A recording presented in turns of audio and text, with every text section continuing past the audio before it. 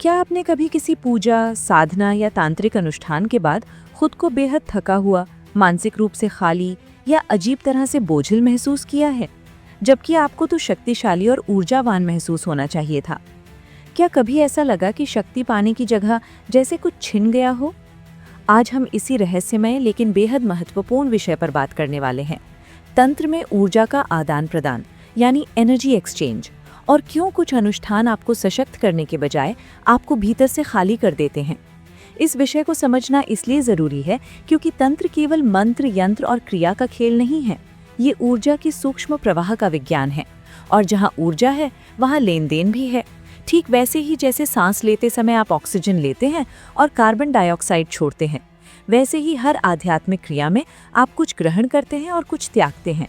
लेकिन समस्या तब शुरू होती है जब ये संतुलन बिगड़ जाता है, जब साधना जागरूकता से नहीं बल्कि लालच, भय, तुलना या अधूरी समझ से की जाती है। तंत्र की मूल धारा कहती है कि ब्रह्मांड ऊर्जा का जाल है। आपका शरीर, आपका मन, आपकी भावनाएं, आपका इरादा सब ऊर्जा के रूप हैं। और जब आप किसी अनुष्ठान में बैठते हैं तो आप केवल दीपक नहीं जला रहे होते, आप अपने आभा मंडल को खोल रहे होते हैं, अपने भीतर के द्वारों को सक्रिय कर रहे होते हैं।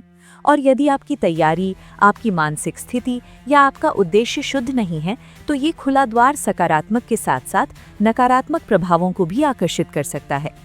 कई लोग शक्ति, आकर्षण, नियंत्रण या त्वरित परिणाम की चाह में तांत्रिक क्रियाएं करते हैं, लेकिन वे ये नहीं समझते कि हर इच्छा के पीछे एक भावनात्मक आवेश होता है, और वही आवेश ऊर्जा का असली ईंधन है।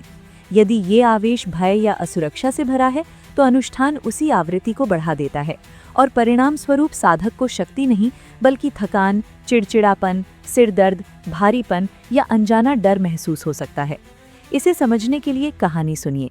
राहुल नाम का एक साधारण युवक था जो नौकरी में असफलताओं और रिश्तों में टूटन से परेशान था। उसने इंटरनेट और कुछ आधी अधूरी जानकारियों के आधार पर एक विशेष तांत्रिक अनुष्ठान करना शुरू किया ताकि उसे सफलता और आकर्षण मिले।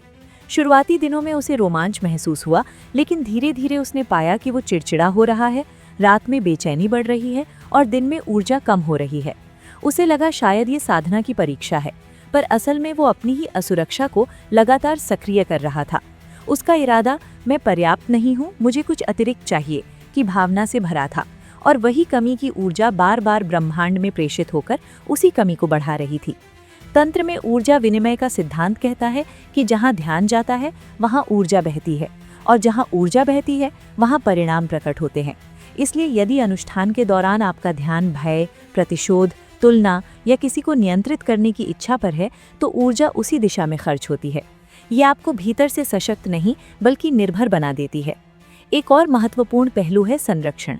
प्राचीन परंपराओं में किसी भी साधना से पहले शुद्धिकरण, ग्राउंडिंग और गुरु से मार्गदर्शन पर जोर दिया जाता था, क्योंकि जब आप गहरे ध्यान या तांत्रिक क्रिया में प्रवेश करते हैं तो आपकी संवेदनशीलता बढ़ जाती है।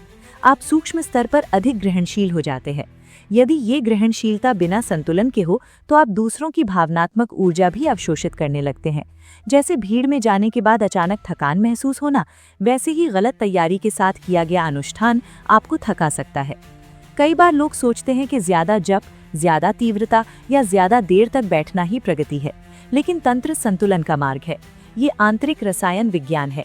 यदि आप अपनी सीमा से अधिक दबाव डालते हैं तो आपका तंत्रिका तंत्र ओवरलोड हो सकता है, जिससे मानसिक थकान और भावनात्मक असंतुलन पैदा होता है।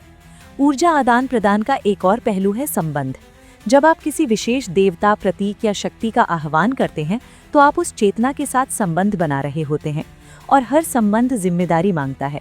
यदि आप केवल परिणाम चाहते हैं लेकिन अनुशासन, नैतिकता और आत्म परिवर्तन के लिए तैयार नहीं हैं, तो ये असंतुलन आपको भीतर से खींच सकता है।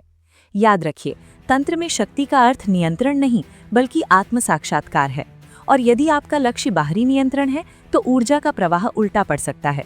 कई साधक ये भी अनुभव करते हैं कि कुछ अनुष्ठानों के बाद अचानक पुराने घाव, दबे हुए भाव या अधूरे आघात सतह पर आने लगते हैं।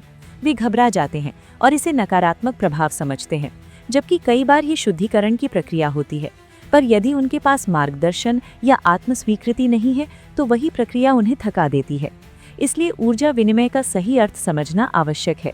आप जितना भीतर साफ, स्थिर और सजग होंगे, उतना ही अनुष्ठान आपको सशक्त करेगा, और जितना आप भीतर भ्रमित, भयभीत या लालची होंगे, उतना ही वो आपको खाली करेगा। अब यहाँ एक गहरी बात समझिए, ऊर्जा कभी नष्ट नहीं होती, वो केवल रूप बदलती है। यदि आप किसी अनुष्ठान में अपनी भावनात्मक ऊर्जा झोंक देते हैं, लेकिन उसे प्रेम, कृतज्ञता और संतुलन से नहीं भरते, तो आप भीतर खालीपन महसूस करेंगे। जैसे बैंक खाते में बिना जमा किए बार बार निकासी करेंगे तो खाता खाली होगा, वैसे ही बिना आत्मपोषण के लगातार तीव्र साधना आपको थका देगी। इसलिए प्राचीन आचार्यों ने कहा था कि तंत्र शक्ति का मार्ग है, लेकिन ये परिपक्वता मांगता है। यहाँ खेल नहीं है, यहाँ मनोवैज्ञानिक ईमानदारी जरूरी है।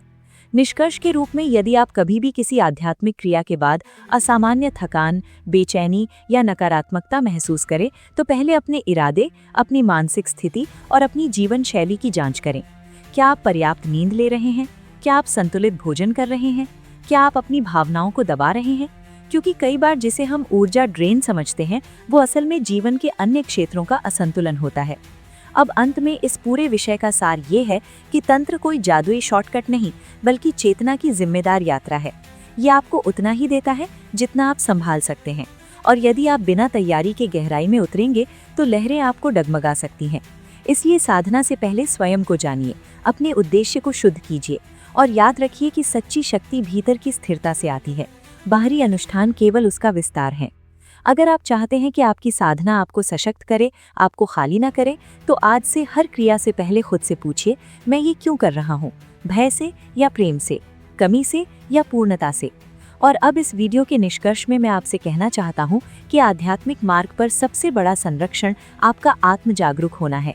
गुरु मार्ग दिखा सकता है, मंत्र ऊर्जा जगा सकता है, पर अंततः आपका संतुलन, आपकी नीयत और आपकी आंतरिक सच्चाई ही तय करती है कि ऊर्जा आपको उठाएगी या गिराएगी। इसलिए जल्दबाजी मत कीजिए, तुलना मत कीजिए, दूसरों की शक्ति देखकर लालच मत कीजिए। अपने कदमों की गति स्वयं तय कीजिए, क्योंकि तंत्र की अग्नि में वही सुरक्षित रहता है जो भीतर से ईमानदार हो। यदि ये बात आपके दिल को छू गई हो और आप सच में अपनी साधना को समझदारी और संतुलन के साथ आगे बढ़ाना चाहते हो, तो इस वीडियो को लाइक करें, चैनल को सब्सक्राइब करें और कमेंट में लिखें, मेरी ऊर्जा मेरी जिम्मेदारी।